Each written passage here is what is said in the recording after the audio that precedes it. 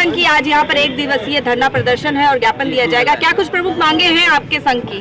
मैं प्रधान क्षेत्र पंचायत स्वाभिमान संघ का राष्ट्रीय अध्यक्ष विजय दादा संस्थापक जी की सोच, कृष्ण सिंह जी के नेतृत्व में हम आज 2 वर्षों से बीडीसी के लिए संघर्ष कर रहे हैं। पूरे प्रदेश में अपना परिवार बनाकर अपने अधिकारों के लिए लड़ रहे हैं। जिस प्रकार प्रधानों को अधिकार है, प्रधान भी जनता के बीच चुनकर आता है, चुनाव नियमावली का अनुपालन करता है, चुनाव आयोग को जमानत राशि देता है, और जबकि बाबा साहब के संविधान में त्रिस्तरीय ग्राम पंचायती व्यवस्था में हमारा बीडीसी प्रधान से बड़ा है, लेकिन उसे कोई अधिकार नहीं है, उसकी कोई विकास कार्यों में सहभागिता नहीं है। ये हमारा चौथा यहाँ पर आंदोलन है।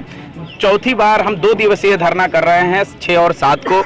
आज अंतर्राष्ट्रीय मुस्कान दिवस है। मुझे आशा है उत्तर प्रदेश सरकार से कि 2 साल के संघर्ष के बाद जो हमें प्राप्त हुआ है, माननीय यशस्वी, सब दिलों की धड़कन है उत्तर प्रदेश के माननीय यशस्वी मुख्यमंत्री जी ने 3 अधिकार मुझे दिए हैं। अब की बार का जो हमारा ये आंदोलन है वो उनके द्वारा जो जियो दिए गए, जो अधिकार दिए गए हैं, उन्हें धरातल पर लागू करने से संबंधित है।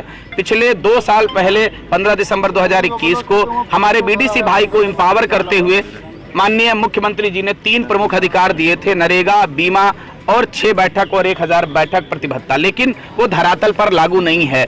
कुछ ब्लॉकों में लागू है। बहुत सारे माननीय प्रमुख महोदय हमारे सहयोगी हैं, लगातार सहयोग कर रहे हैं, उनका मैं धन्यवाद ज्ञापित करता हूं, लेकिन उनके द्वारा जो बीडीसी को अधिकार दिए गए उसमें बहुत अनियमितताएं हैं। बीडीसी हमारे लगभग 400 हमारी जानकारी में खत्म हो चुके हैं 2 सालों के अंदर, लेकिन किसी भी बीडीसी भाई को 3 लाख रुपए उसके परिवार को नहीं दिया गया, जबकि माननीय उत्तर प्रदेश सरकार ने ये अधिकार मुझे पहली बार दिए हैं। 1961 से हमारा पंचायती राज व्यवस्था है, 1995 में 73वां संशोधन लाया गया, लेकिन वो पूर्ण रूप से लागू नहीं है। हम विकास में सहभागिता चाहते हैं।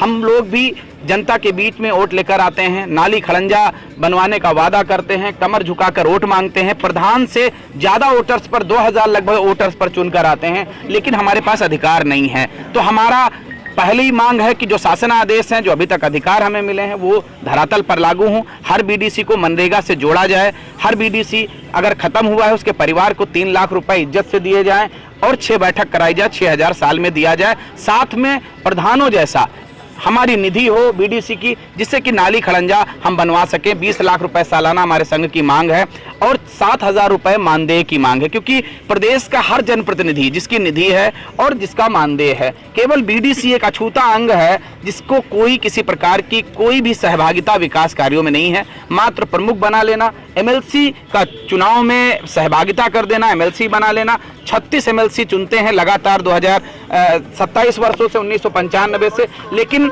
ना तो एमएलसी महोदय के माध्यम से, ना तो प्रमुख के माध्यम से हमारे बीडीसी भाई शोषित और वंचित हैं। ना तो उनका कोई इज्जत है, ना कोई सम्मान है, ना कोई स्वाभिमान है, जबकि वो एक देवतुल्य जनता द्वारा चुनकर आते हैं। यह संगठन पूर्ण रूप से गैर राजनीतिक है। हम किसी को विरोध नहीं कर रहे हैं, किसी का समर्थन नहीं कर रहे हैं। हमारा 80,000 बीडीसी है उत्तर प्रदेश में, शोषित और वंचित है। अगर 5 साल वो अपने क्षेत्र की जनता में विकास नहीं करा पाएगा तो पुनः राजनीतिक कदम आगे नहीं बढ़ा पाएगा। उसकी राजनीतिक हत्या बंद होनी चाहिए।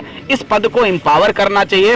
और चूंकि हम लोगों ने बाबा साहब को, महात्मा गांधी जी को, अब्दुल कलाम जी को अनुयायी माना है, जो कि महात्मा गांधी जी की सोच थी कि राष्ट्र का विकास गांव के गलियारे से होकर गुजरता है। और मैं इस मीडिया के माध्यम से लखनऊ की तपोभूमि इको गार्डन से मैं आश्वस्त करता हूं प्रदेश नहीं पूरे देश को कि अगर हमारे 80,000 बीडीसी भाइयों की सहभागिता 59,000 प्रधानों के साथ बराबर की कर दी जाए तो हमारा राष्ट्र विकसित होने में देर नहीं लगेगी। हमारा राष्ट्र बहुत जल्द विकसित राष्ट्र के श्रेणी में आएगा। बहुत बहुत